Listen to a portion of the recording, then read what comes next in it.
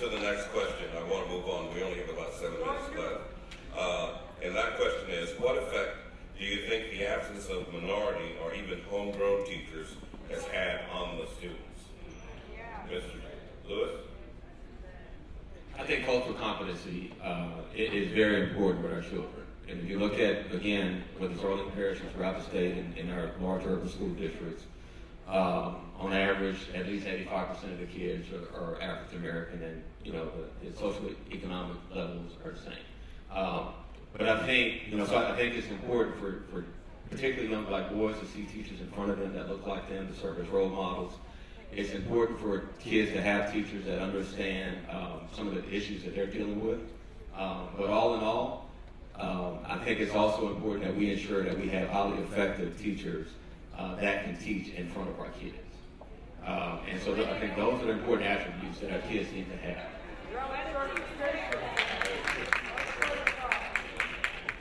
It's very important that children have teachers who look like them, especially when they live in a community that is majority African American. They need to make sure that they see African American professionals in front of them.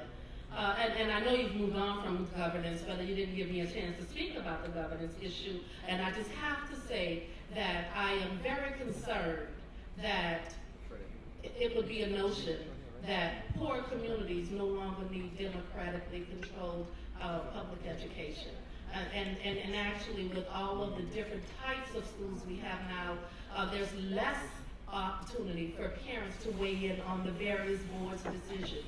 At least with the public school system, you have a public board and parents are able to at least vote who they want for who they want. And we don't have that opportunity, and that is an issue. But it is really insulting to suggest that poor communities need to look at a different governance model from their schools. We're not talking about that for St. Tammany Parish. And so back to, I know my children have attended schools one child attended a school with many teachers of African American as well as white teachers. And my second son is at a school where the majority of the teachers he has had have been white. And I can certainly see the difference in my own 2 children.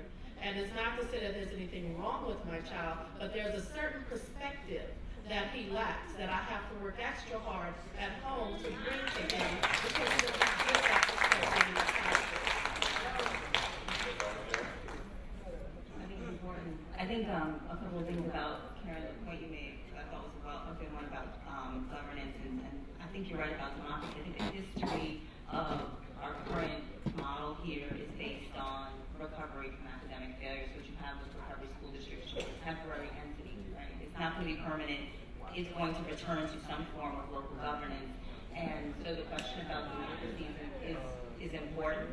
And I think you're right, that is a really important thing to consider. On the issue of, I think our education profession is facing a crisis, particularly for young African American men and women who graduate from college with opportunities, because the field itself does not pay, frankly, what many of the young people graduating want for their lives after they've worked so hard to actually get to and through college. And so what I often find when I'm talking to students at Dillard or Xavier, for example, and this year, both at Dillard and Xavier, the organization I work for was the top employer on both campuses, because we did such a strong job trying to recruit college seniors. But the issue is, what they were telling us in meetings was, I'm going to med school. Right? Like you have to understand that I don't see that I could be an educator and also attain the dreams that I want to attain. So I think within the African American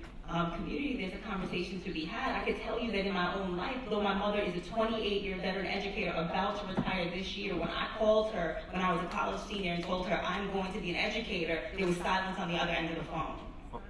And the reason why was because she, in her mind, at some level, thought that my path should be different, that I should go further or do something different. And that is about us believing that we have to take responsibility for being a part of the solution of educating children where we can play a role. And often I think our college seniors and juniors, as they're thinking about careers, don't really feel like that is the path forward for them. I have time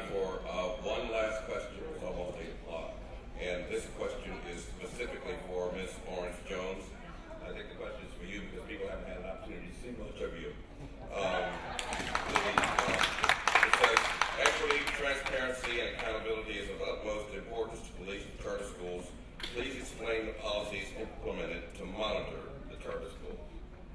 So there are a couple of policies that are currently in place. One is the rigor of authorization. It starts with that. So if you compare our charter market to maybe our charter system to other cities, it's a very high bar that they look at, that it's not just based on a local group of people, but actually also state and other national people who play roles and who actually how charters are authorized. That's part of the standard piece, which is to say, if you apply for a charter, there's certain sets of standards regardless. That's the beginning phase, right? Because if what they're trying to do with that is to simply say not everybody can just put forth an application and actually say, okay, everyone's going to get a school, but rather there's a certain level of standards. That's number one. The second is that there's a certain amount of years you're actually held accountable for achieving a certain set of scores related to student performance, how we basically judge monitor schools, and if not, that school will go into academic recovery, and if so, it will actually close.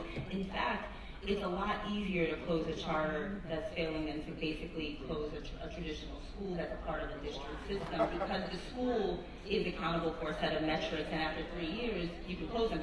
And that's what's happened. Now, with that comes a whole other set of realities around should the school get closed, or if that's a school that's in a community where the parents feel, for example, that the school is serving the children, although the scores have not reflected that, that's not taken into consideration currently. What currently it matters is black or white results. If you're getting a certain amount of results, your school will absolutely close if you are not meeting that bar.